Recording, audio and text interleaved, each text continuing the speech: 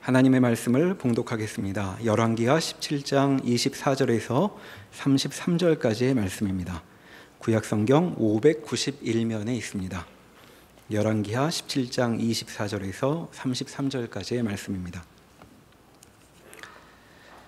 아수르 왕이 바벨론과 구다와 아와와 하맛과 스발와임에서 사람을 옮겨다가 이스라엘 자손을 대신하여 사마리아 여러 성읍에 두매 그들이 사마리아를 차지하고 그 여러 성읍에 거주하니라. 그들이 처음으로 거기에 거주할 때에 여호와를 경외하지 아니하므로 여호와께서 사자들을 그들 가운데에 보내심에 몇 사람을 죽인지라.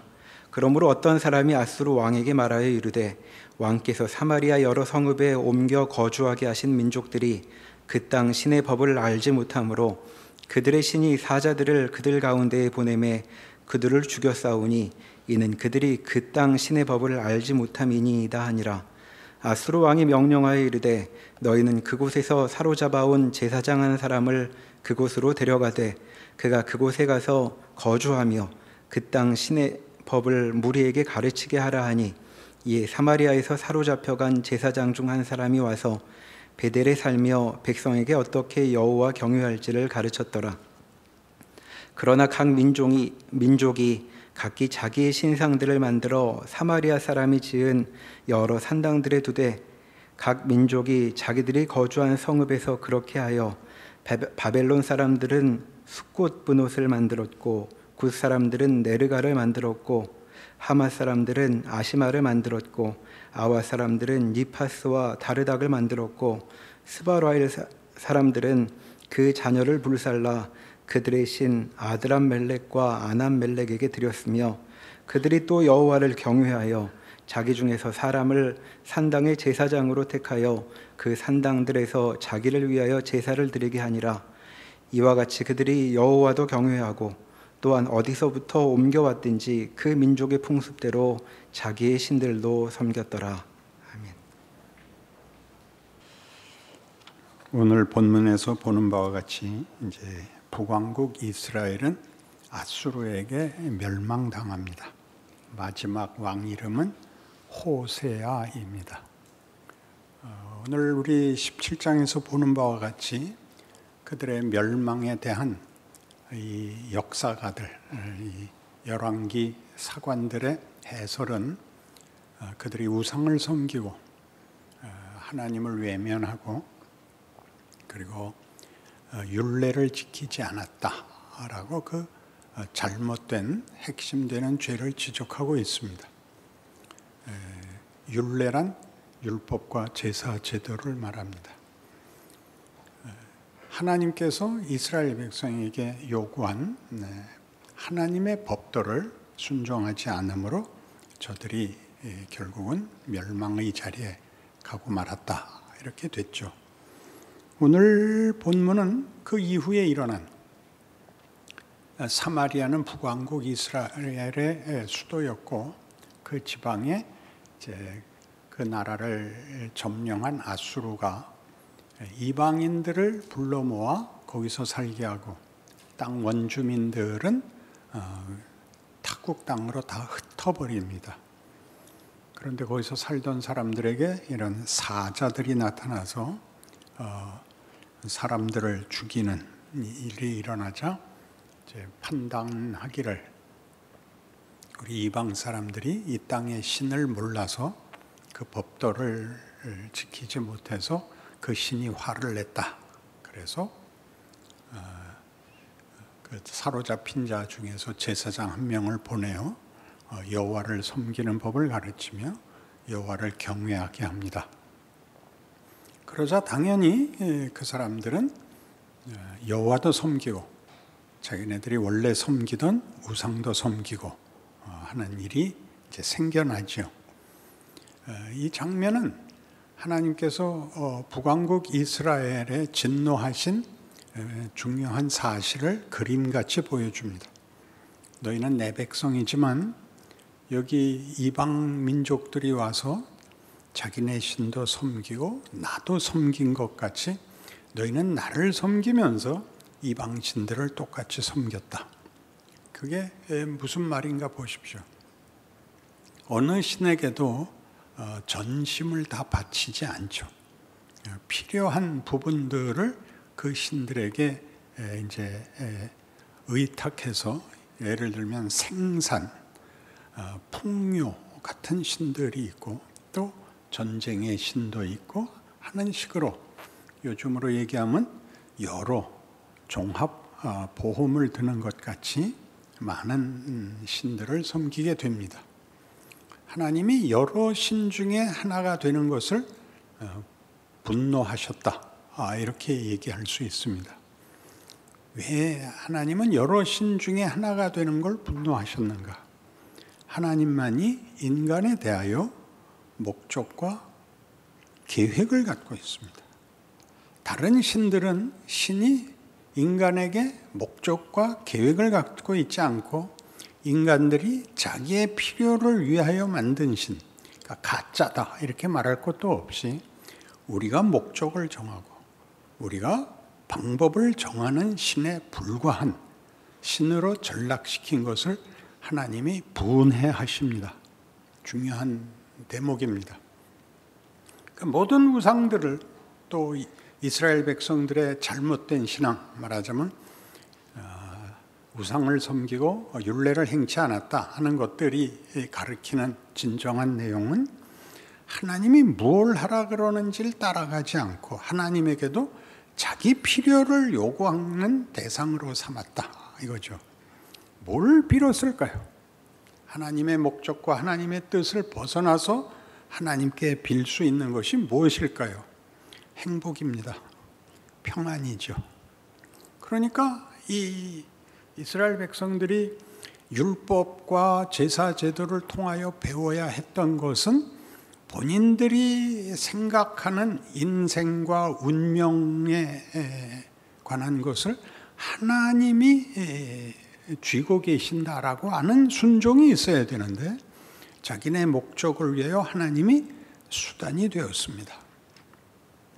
우리 모두가 그렇게 신앙생활을 합니다. 걱정거리가 없게 해 주십시오. 이게 우리의 기도죠. 하라는 거 다 할 테니까 제발 걱정거리가 없게 해 주십시오. 이게 우상을 섬기는 것이며 하나님을 욕되게 하는 것이다. 그래서 모두 전쟁에 무너져 나가죠. 이 전쟁에 무너져 나가는 것은 굉장히 의미 있는 구약 역사입니다. 구약 역사는 출애굽으로부터 출발하는 셈인데, 물론 시작은 아브라함부터 하지만 국가라는 개념은 출애굽 때야 등장을 하죠. 출애굽에서 약속의 땅에 들어갑니다. 약속의 땅에 들어가서 여호수아가 백성에게 처음부터 끝까지 유언회까지 가르친 것은 주 여호와 하나님만 섬기고 그의 말씀에 복종해라였습니다. 그러나 그들은 그렇게 하지 않습니다. 그들은 자기 멋대로 살았고 많은 우상을 섬기고, 그리고 끝에 가서 왕을 요구합니다. 왜 왕을 요구했냐면 그들이 풍요로운 땅에 들어와서 성경이 얘기하는 젖과 꿀이 흐르는 땅이었으니까 다른 건 다 문제가 없었는데, 주변의 나라들이 쳐들어와서 약탈해 가는 것입니다. 이것만 막으면 다른 것은 적극적인 필요가 없죠.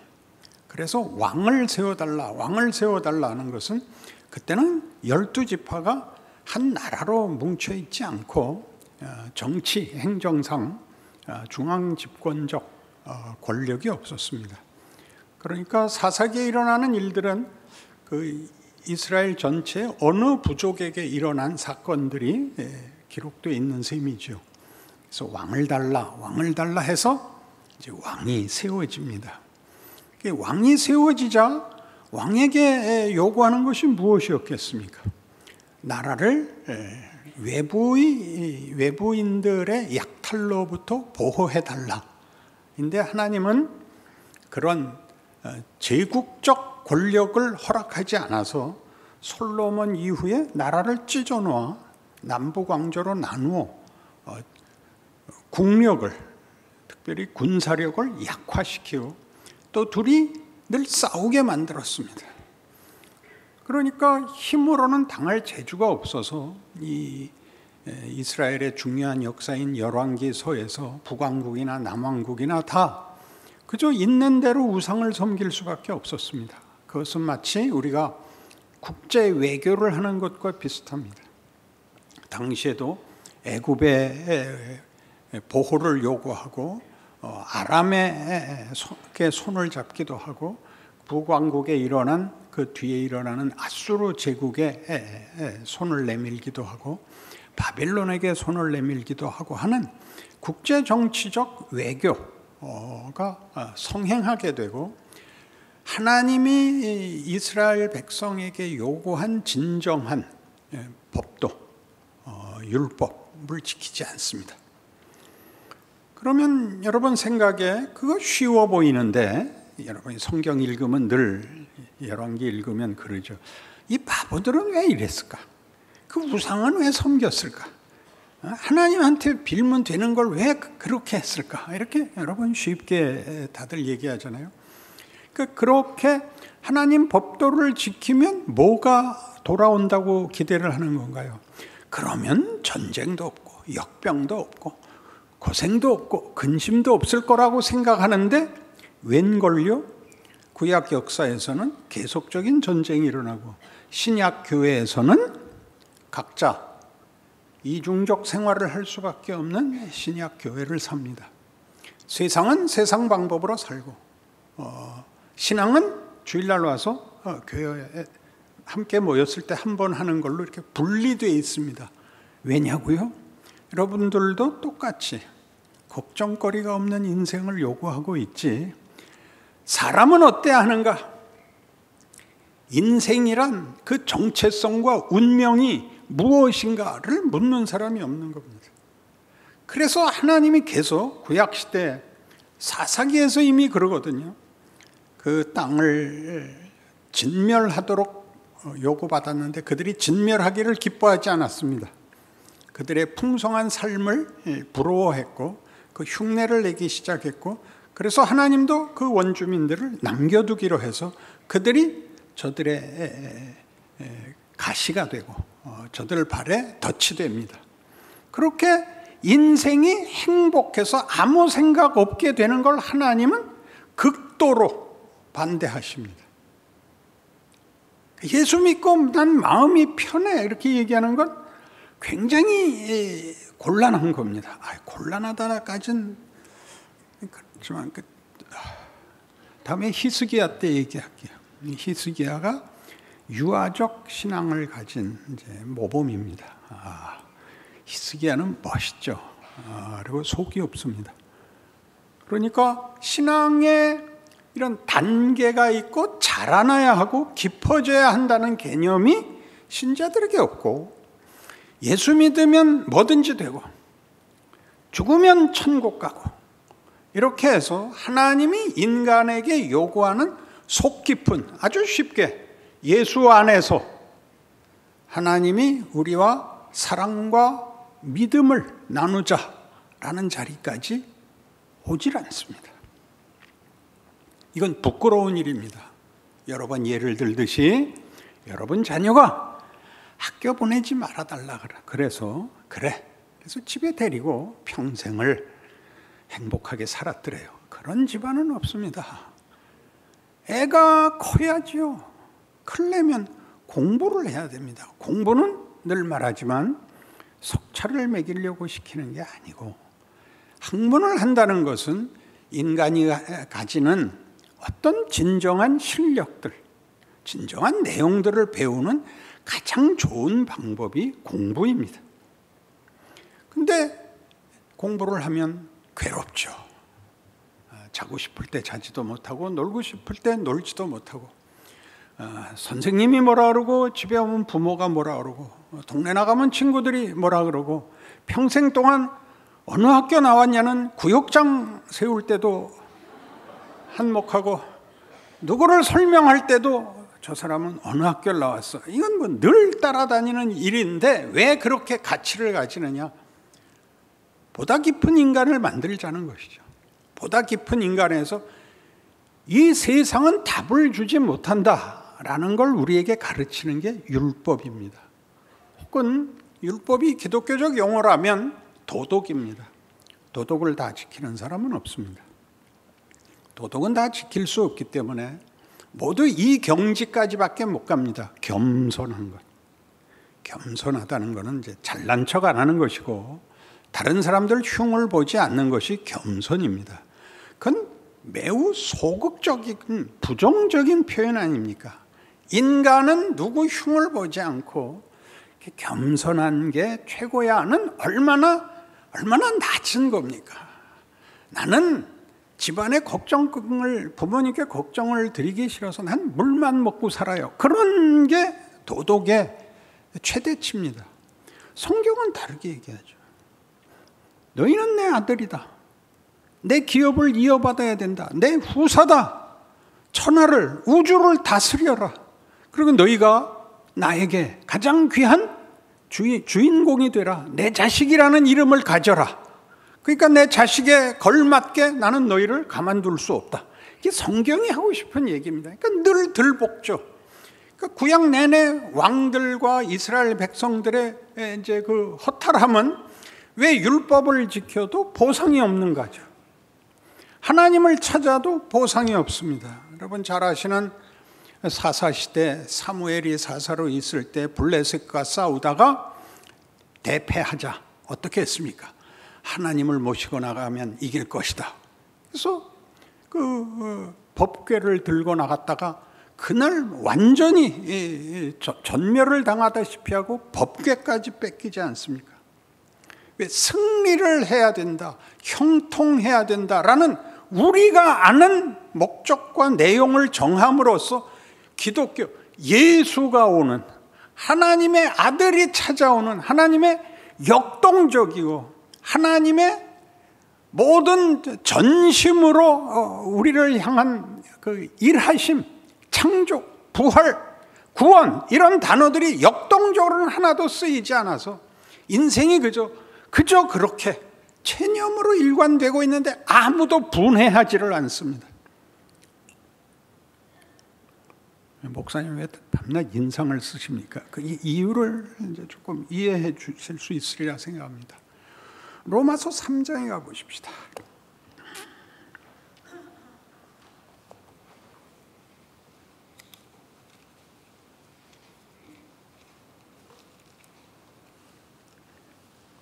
자, 율법이 하는 일이 나옵니다. 로마서 3장 19절. 우리가 알거니와 무릇 율법이 말하는 바는 율법 아래에 있는 자들에게 말하는 것이니 이는 모든 입을 막고 온 세상으로 하나님의 심판 아래 있게 하려 함이라.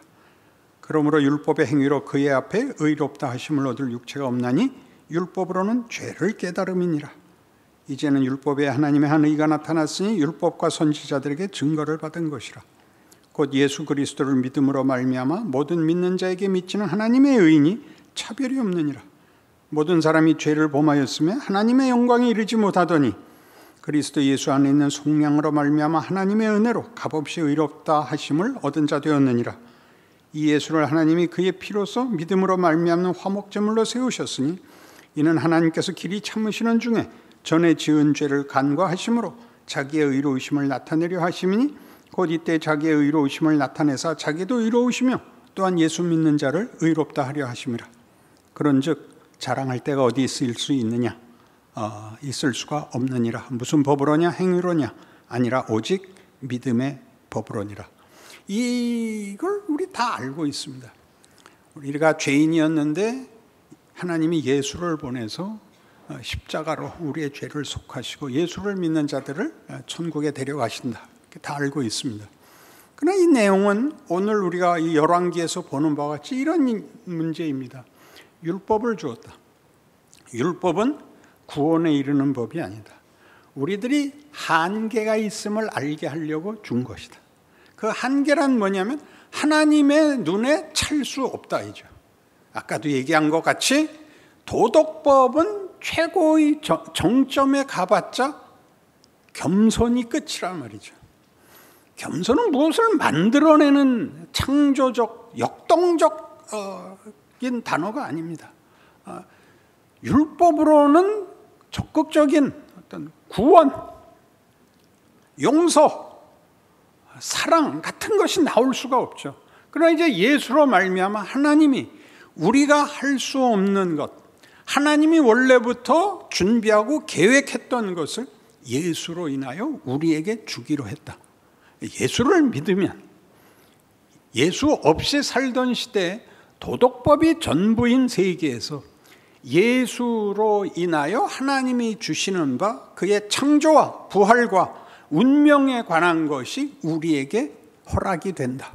그것을 하나님의 의로우심, 하나님의 의로우심이라는 것은 하나님의 창조주로서의 책임, 우리를 만드신 이의 진심 같은 것들이 이렇게 포기되거나 타협될 수 없는 것이 나타났다, 그런 뜻입니다. 부모가 자식을 죽으라고 패지 않으며 말 안 듣고 제대로 가지 않는 걸 또 내버려 둘 수도 없는, 부모가 부모 노릇을 하듯이 하나님이 하나님임을, 홀로 하나님이고 잘못한 것들은 다 외면해 버리는 것으로 끝내지 않았다. 그게 십자가 사건입니다. 그니 뭘 해야 됩니까? 이제부터 자라나야죠. 자라나야 됩니다. 걱정 근심 없고 구름 한 점 없는 그곳에 나의 집 지어주, 이게 이 세상에서 우리가 알고 있는 평화와 정의입니다. 그 가사를 아시나요? 모르시나요? 갈라디아서 3장에 가면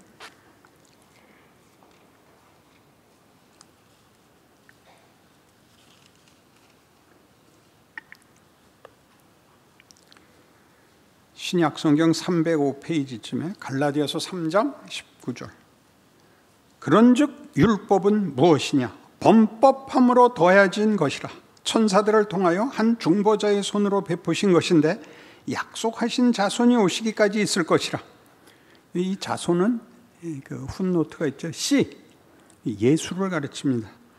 그 중보자는 한 편만 위한 자가 아니냐?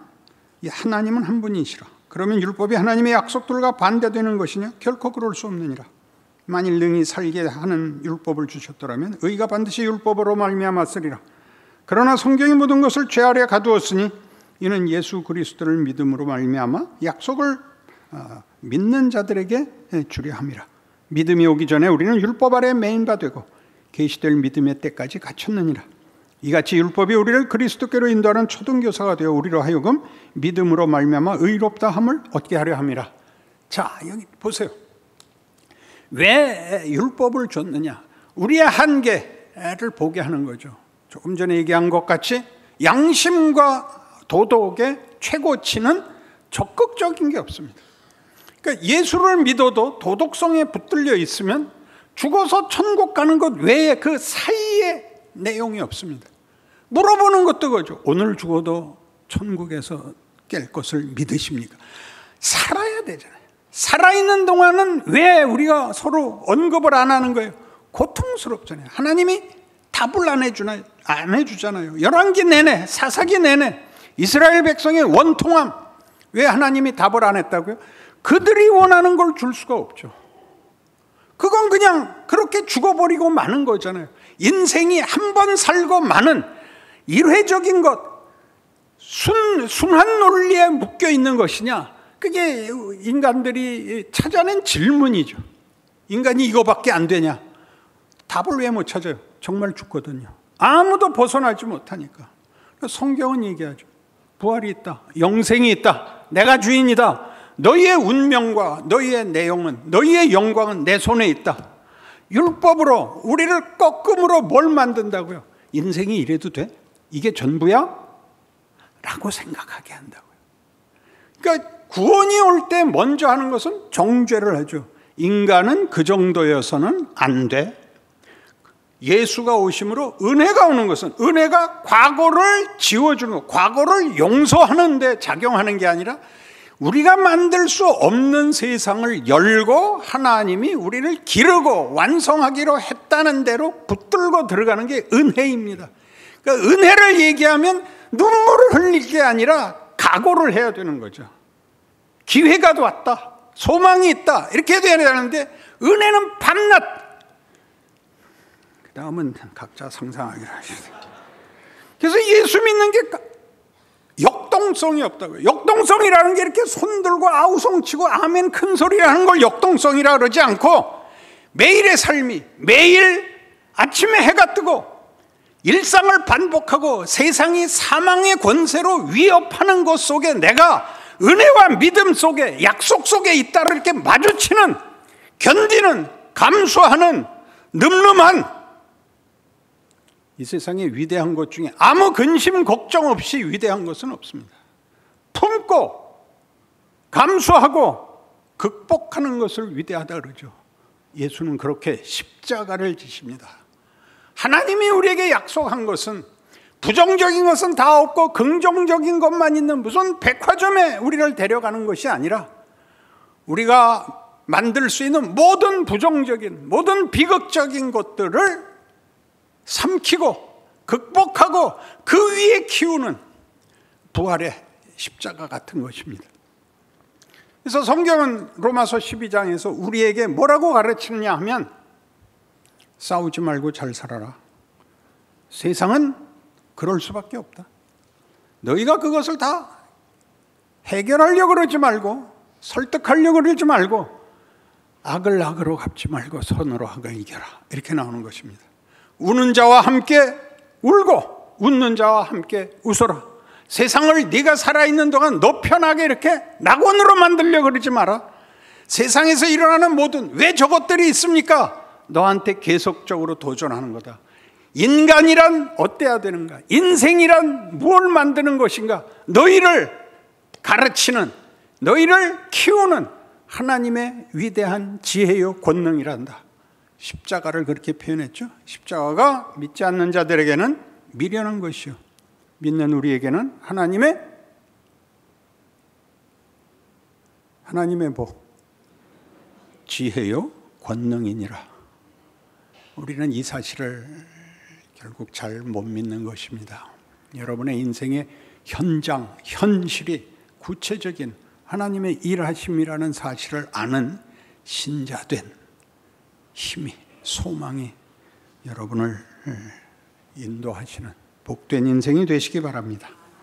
기도하십시다. 하나님 아버지, 신앙 인생은 숨고 도망가는 것 아닙니다. 세상을 구원하는 메시아가 되는 것도 아닙니다. 우리의 자리, 우리의 지위, 우리의 환경, 조건, 그 모든 것 속에서 주께서 십자가를 지신 것 같이 수동적이지 않고 세상의 도전과 시험과 위협을 정면으로 받아내고 전부 끌어안아 뒤집어 놓으신 것 같이 우리 인생은 그런 기적의 뒤를 잇는 복된 증인이요, 하나님의 약속된 존재들입니다.